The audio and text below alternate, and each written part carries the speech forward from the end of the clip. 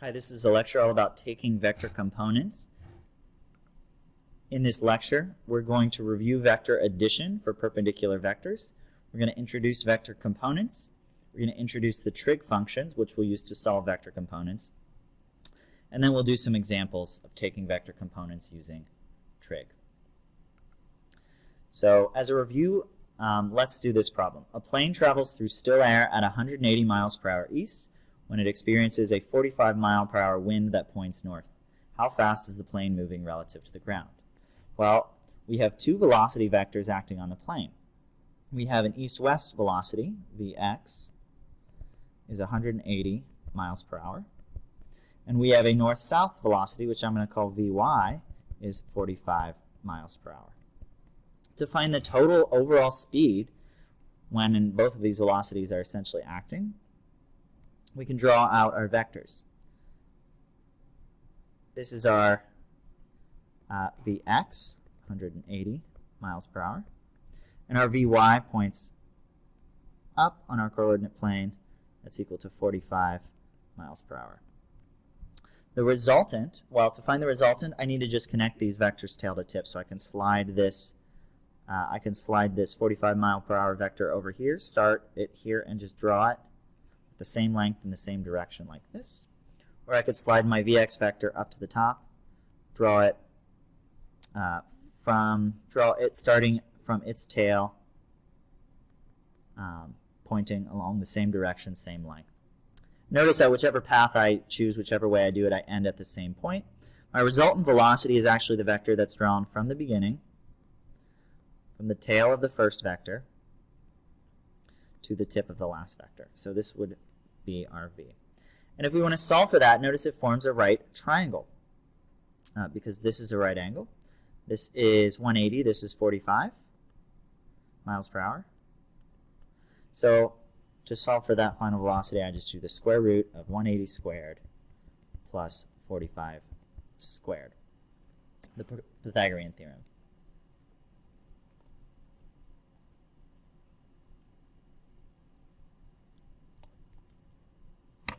Which is 186 miles per hour.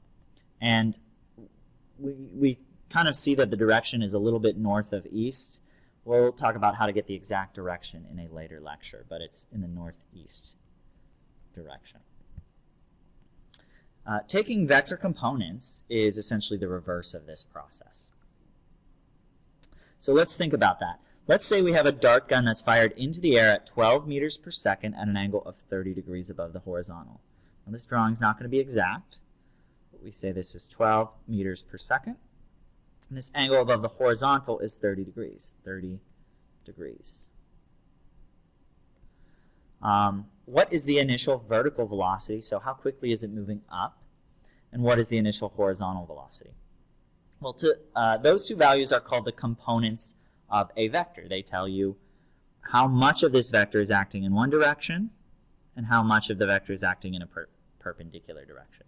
To solve for that, we essentially we draw vectors that are, to find the horizontal velocity, for example, we draw a vector starting from the tail of our resultant, and it's going to be horizontally as long as our resultant.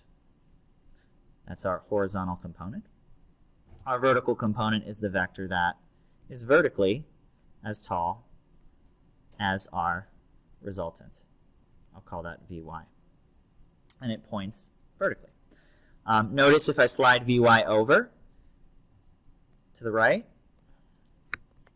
it forms a right triangle with Vx as the other leg and my resultant velocity as the hypotenuse.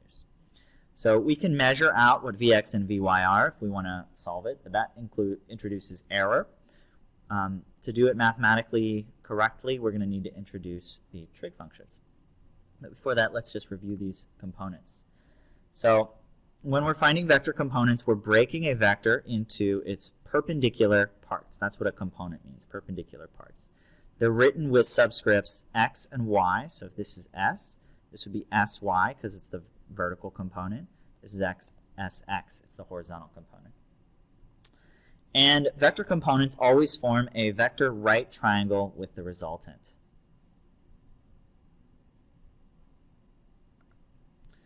To solve any right triangle, we're going to need to use trig functions. Trig functions are really incredibly useful and easy to work with.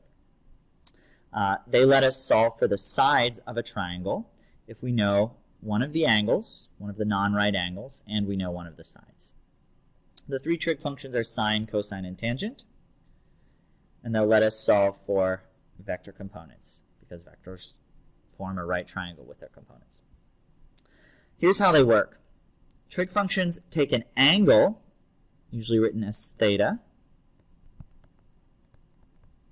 as an input, and spit out the ratio of two of the sides of a triangle as an output. Here are our three trig functions. Sine of theta is equal to the opposite leg from the angle, theta, divided by the hypotenuse. So this is opposite leg. This is the hypotenuse. The cosine, or cos of theta, is the adjacent leg over the hypotenuse. And the tangent of theta, or tan theta, is the opposite leg over the adjacent leg. Now keep in mind, opposite leg and adjacent leg are given relative to which angle you pick. If I picked this angle phi up here, then sine of phi would be, while sine is opposite over hypotenuse, opposite leg over hypotenuse, it would be this over this, because this leg is opposite phi. So it would switch opposite and adjacent. Just base your opposite and adjacent around which angle you choose. One other thing, these equations seem like they might be kind of complicated or confusing to memorize, but if you just memorize the word SOHCAHTOA, this mnemonic device, SOHCAHTOA, it tells you all of the trig functions in it and which sides they relate. So, sine is opposite over hypotenuse. Cosine is adjacent over hypotenuse. TOA, tangent, is opposite over adjacent. SOHCAHTOA. Remember that. Oops, let's go back one. So let's actually find some vector components using trig. A student walks 2 miles at 30 degrees west of south. Find the north, south, and east-west components of the displacement. So I'm going to sketch out my vector. It's about 2.0 miles. And it's at 30 degrees west of south, which means if we started south, we rotate our resultant to the west to get it. So this angle's 30 degrees. To figure this out, I'm going to draw a vector right triangle. The legs are my components. The resultant is my hypotenuse. So I could do a triangle down, one leg, another leg, and call this SY and SX. Forms a right triangle. Then we use trig and the Pythagorean theorem to solve for the components. Let's solve for SY first. Well, SY is adjacent. It's the leg that's adjacent to the angle. And we know the hypotenuse. So we need the trig function that's going to relate the adjacent leg and the hypotenuse. So using SOHCAHTOA, that's going to be cosine. Cos theta is adjacent over hypotenuse. So I would write that as cos of 30 degrees is equal to, the adjacent leg is just SY. The hypotenuse is 2.0 miles. So I just solve for SY by multiplying by 2 on both sides. SY equals 2.0, whoops, 2 point, I don't know what's happening here. Let's not zoom in. Let's go over here. 2.0 miles cos times cosine of 30 degrees. And I plug that into a calculator. Now, I need to make sure my calculator is in degree mode, since I'm using degrees as my angle. So I hit mode, select degree, and then I type in 2, cos button, 30, close parentheses. I get 1.73 equals SY.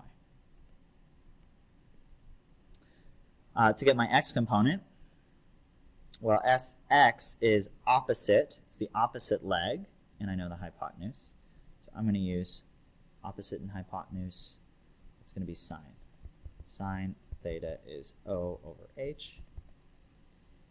So sine 30 degrees is equal to opposite, which is Sx over 2.0 miles. I solve it, I get Sx is equal to 2.0 miles times sine of 30 degrees.